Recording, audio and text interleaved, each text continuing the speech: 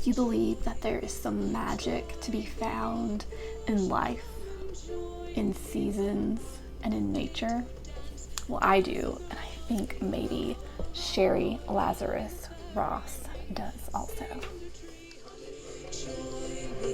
Join me, who shall come and join me among the fate who dance, dancing around, all around, in the fairy ring, sing under tree, under tree. Good morning, welcome to Lost for Words. I'm Sarah Woods.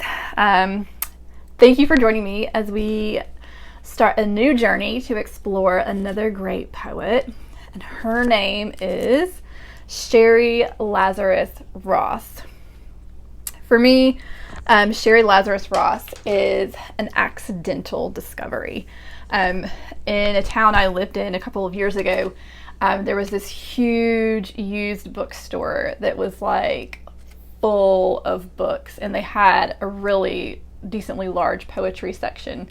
It almost felt like the kind of place where you were going into someone's attic, and it was just full of books, and you could look through. It was kind of dark and mysterious in there. But one day when I was in there, I found this book. It's called Seeds of the Pomegranate by Sherry Lazarus Ross. And it was one of those books that I picked it up and I opened it up and I only read a couple of poems, but I just remember being able to feel them pretty intensely. And I was like, oh, that doesn't always happen every time I discover a new book of poetry. And I just bought it, and I think I paid $4 for this book. And I took it home, and it wasn't something that I read right away. And recently I was looking through some of my different poetry books, and I started reading her poetry, and I was like, oh my gosh, this is really, really good. And I think maybe the reason I like it so much is because it sort of connects with my temperament of writing poetry. I think I have a really strong love of nature and maybe mixing fantasy with nature. I feel like it kind of makes this magic happen, or creates this fascinating magic out of everyday life that's really beautiful. And I feel like that's what her poetry does. So I got nosy and I went and found her on Instagram. She has a page, it's called The Vine Trope Adventures, where she, I guess she's recently written a fairy tale story, and it's called The Vine Trope Adventures, and that's what she's working on now. I think when she wrote this, I think it was in 2000, first published in 2000, and in the back I think I read that she was 50 maybe when this was published, and now I believe she's maybe around 70 or in her 70s. She just recently wrote a poem about her husband on her Instagram that was really beautiful, and in it, in the comments, she was talking about being in her 70s. It makes me sort of see her as this wealth of experience with art and poetry and writing, and I don't know, I find her really interesting. So this book, it's called The Seeds of the Pomegranate, and I believe it's Greek mythology, that let's see, Zeus and Demeter, I think that's how you say it, have a child. Her name is Persephone, and without telling Demeter, Zeus promises their daughter to Hades. And I guess one day when Persephone's picking flowers, Hades comes and takes her to the underworld, and Demeter is, she's furious and she goes to rescue her. But when she gets there, Persephone has eaten 6 of the pomegranate seeds. And because she ate those seeds, anytime you eat food of the dead, I guess you have to stay there. And so Hades strikes a deal that Persephone will only have to stay for 6 months out of the year, and the other 6 months she can go and be with her mother, Demeter. And so that's how the seasons are born in Greek mythology. The 6 months that Persephone is with Hades, that is when fall begins and then winter happens. When she goes back to be with her mother, that is when spring and summer happen. And so it feels like there's this like string of like this feeling that runs throughout these poems of like nature and seasons. So it's sort of magical how she took that mythology and sort of breathed it into her, the foundation of her poems. So I'm not going to start at the beginning. I was just going through this book and I was like, oh my gosh, like for me it was very hard to choose a poem. I guess I just really like all of them a lot. She was also influenced by George MacDonald, C.S. Lewis, Tolkien, people like that. And I think this is so fantastic. She actually, if you look up her bio, like where she lives, it says that she lives in the middle of the woods with her husband and her cats and then her family nearby.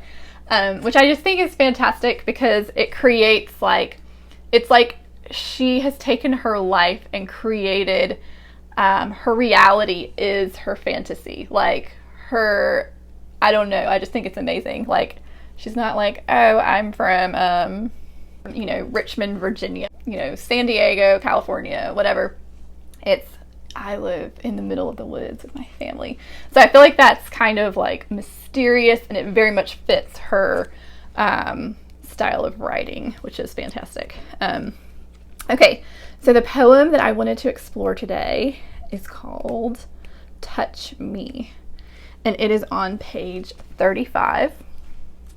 And I'm going to go ahead and read it to you now. How many times can the earth withstand this ritual? The pain of being frozen and then thawed out. The trowel upturns the first signs of life, old bits of death. Listen, the ground stirs, the trowel works. Here is dead wood to cut away, brittle or soft with rot. Smell of dirt, smell of minerals so clean, not as we've been taught. Run your fingers through the dark grains, comb it through, tend to it. Here, a discovery, tuber roots. What plant is this? It will know. There is so much dependability in this vast expanse of land, unexpected blooms as well. Do you hear the wake-up call? It's as soft as the turn of earthworms. There is a pull from sleep to waking as death falls and life lifts up. Touch me, calls the thawing ground. I'm so tender. Ah! I love this poem. I love the name of it because Touch Me, it already like starts off giving you a title that makes you anticipate something. It makes you anticipate being touched. And it's someone asking to be touched. Touch me. And so then you step into the poem and it says, how many times can the earth withstand this ritual? The pain of being frozen and then thawed out.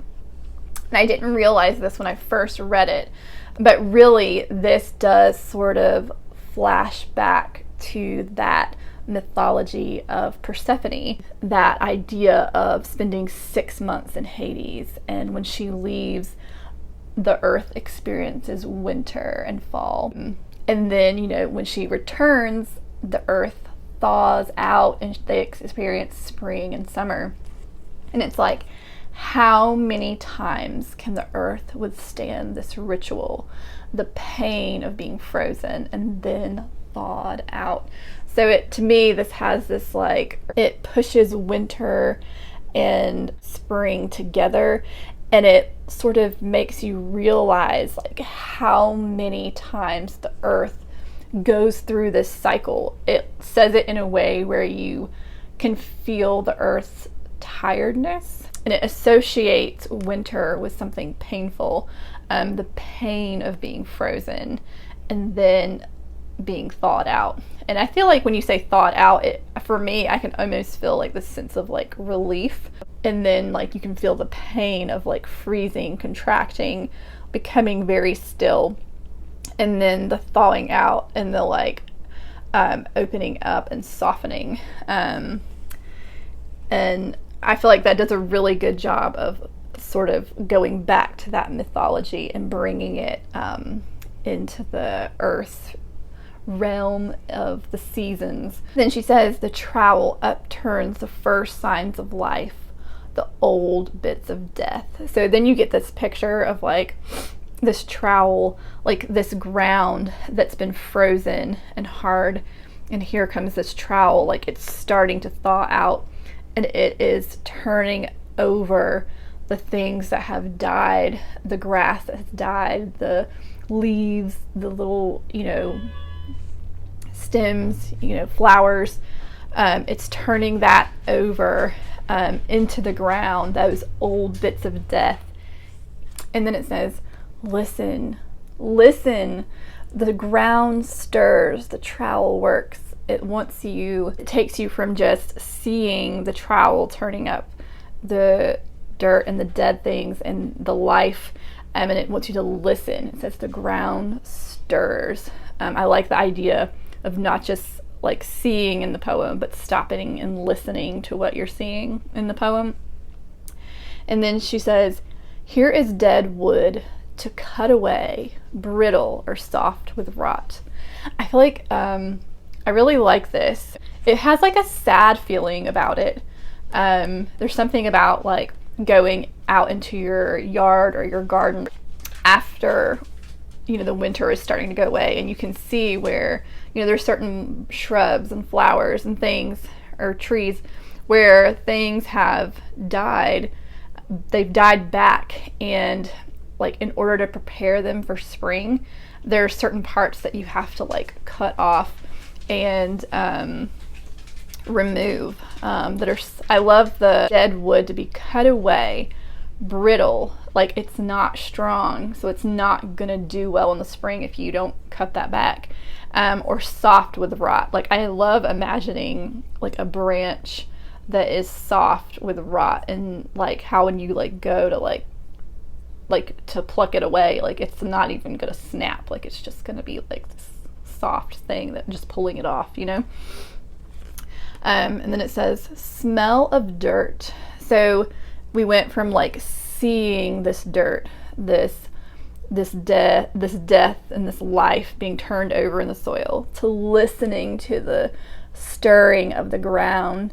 And then she says smell of dirt, smell of minerals so clean. Oh my gosh, I love the smell of dirt. Like when you start to like dig up dirt or like put soil in pots for your plants, like that smell, I don't know, it like does something to your whole body that just like feels so good.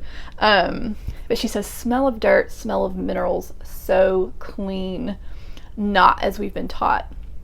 Like most of us, when we think of dirt, you think of like a child playing in the dirt and just like getting muddy and dirty, and you think of it as dirty, in a problematic kind of way, something to be cleaned.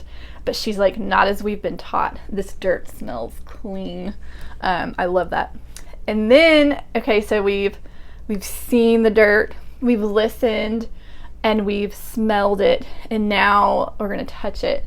And she says, run your fingers through the dark grains, comb it through, tend to it.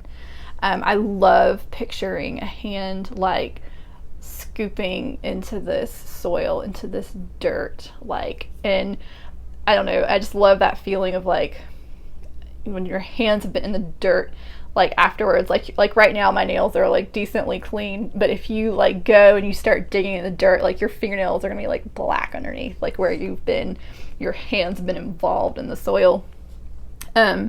Run your fingers through the dark grains, comb it through, tend to it. I love that line, tend to it. It's kind of she's creating all this beautiful imagery of this soil, and then it sort of like stops and tells us like, tend to it, take care of it. I really like that. And then it says here, a discovery, tuber roots. What plant is this? It will know. I love that idea of like working through your garden, working through your soil, and then like finding a plant, finding a bulb or roots, and being like, what is this? I don't remember this plant. Like, what is this plant? And it's like, oh, it doesn't matter. It knows what it is. And it's like you plant it and you let it grow, and then you'll get to discover what it is. But that plant already knows what it is. I like that. It says there's so much dependability in this vast expanse of land. Unexpected blooms as well. So it's like, I like the way she describes this land here. There's like this feeling of like order and chaos, dependability and spontaneity. When you think of land being dependable, you think of like this space that's like steady, rock hard, or not rock hard, but like that's not going anywhere, and it's loyal, it does what it's supposed to do. And then you imagine these unexpected blooms as well, these unexpected bursts of color, these flowers that are there to surprise you. So it's like this place is dependable, loyal, and then it does things that are unexpected in color, like flowers. And then she says, do you hear the wake-up call? It's as soft as the turn of earthworms. So to me, this has the feeling of like, so you're moving from winter to spring. It's this moving from death to life, Hades back to earth, from Hades back to your mother. It's time now. It's time to move from Hades back to the earth. It's time to move from winter back to spring. And she says, do you hear the wake-up call? And it's not like someone like banging, a bell, or like, woo, like, come on, it's time to wake up, It's the call, the alarm clock, the noise that is letting you know is a quiet noise. It's the turn of earthworms. And it's weird, for some reason I can like, when she describes this, I can immediately like, I feel like I'm in the ground like with these earthworms, and like I can imagine like how loud the sound actually is if your ear was like down there in the soil with them and you like magnified it a little bit, just this like sound of like earthworms moving and like edging through the dirt, turning it over.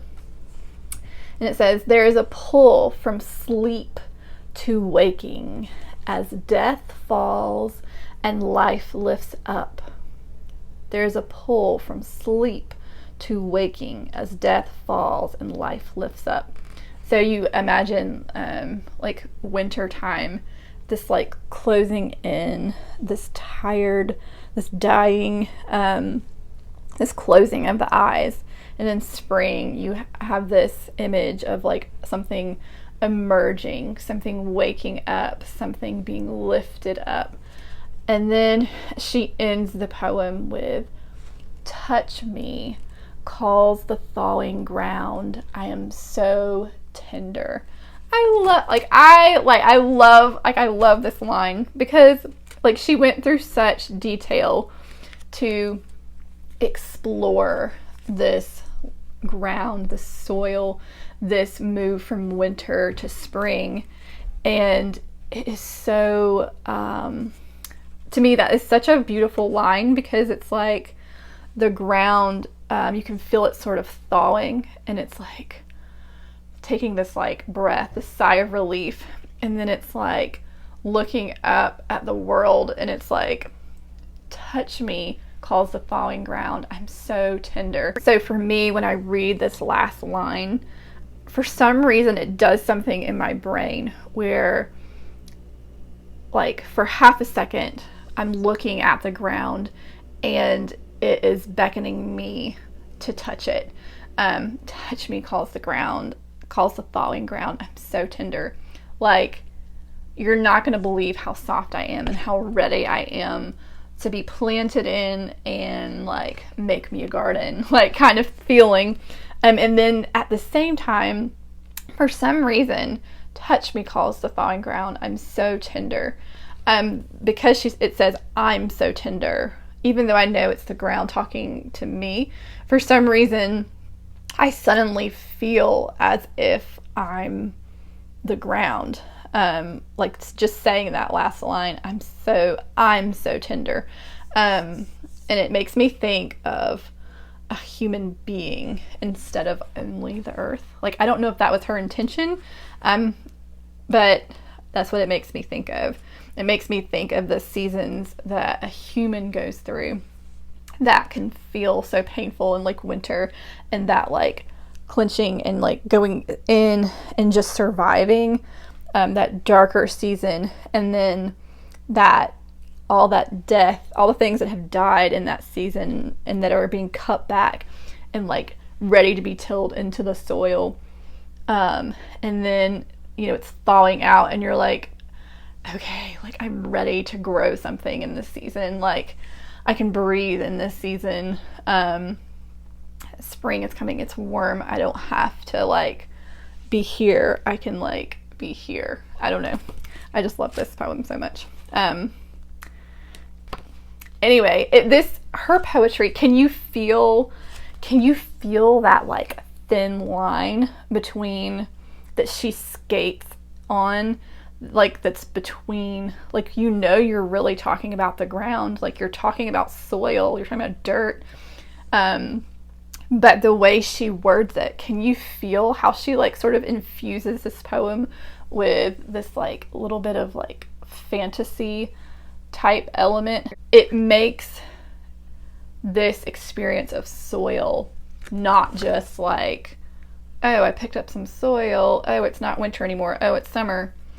Like, it, for me, it turns this moment into like this miraculous feeling, this magical sort of feeling. Took something very like that you could miss, that you could just pass by the seasons changing and not really experience the like sensuality of it, and she like let us feel this moment in all of our senses, like in our whole body, like we were smelling it, touching it, looking at it. I feel like the only thing we didn't do was taste it. And I guess maybe you'll have to plant some fruit, and then maybe that's another poem. Anyway, it makes me curious if you are reading this.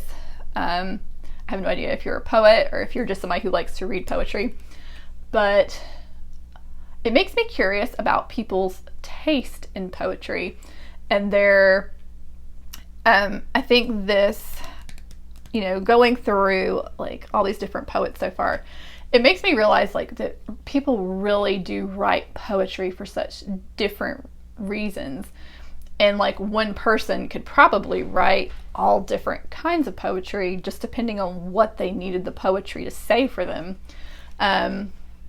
But, you know, one person could need to write poetry to work on some like psychological element inside of them. Another person could need to write a poem that confronts, you know, a government. Another person could just want to explore a feeling. Another person could explore nature. There's like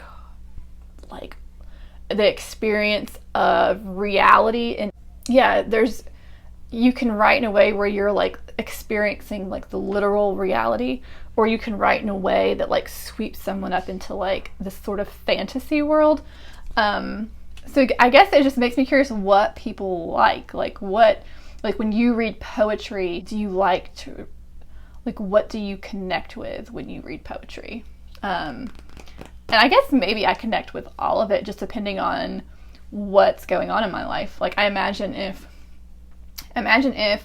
I was in a place where there was, war going on around me and people were being killed, I imagine that my emotions would be so focused on wanting that to change, that my poetry might be very confrontational towards, that situation that's going on. But if you're in a season where you're like, you're needing to retreat from reality, you're needing a break from reality, like you're needing some magic, like I can imagine like a child almost like running to her corner and like watching, I don't know, a ladybug or watching a spider in its web and needing that like relief of joy and awe. And I don't know, I just feel like poetry has so many possibilities of what it can give us and what it can allow us to say and work through. I don't know, it's just amazing. So yeah, it just makes me very curious what other people like. So if you want to in the comments, you're more than welcome to share like what kind of palette you have for poetry. What is your poetry palette? Like we're drinking wine. Do you like sweet wine or do you like dry wine? But anyway, I'm really excited to explore her poetry. I have no idea where we're going in this book, and so it should be very fun. But I will see you again next time. Have a great week. Bye.